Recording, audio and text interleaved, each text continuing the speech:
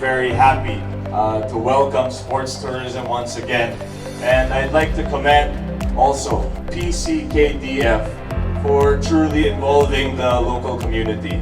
We appreciate that you guys make an effort to teach our locals and make sure to give back to our community. We thankfully have living proof of that. We now have 3 national team members from Paoay, Ilocos starting. Congratulations to you all.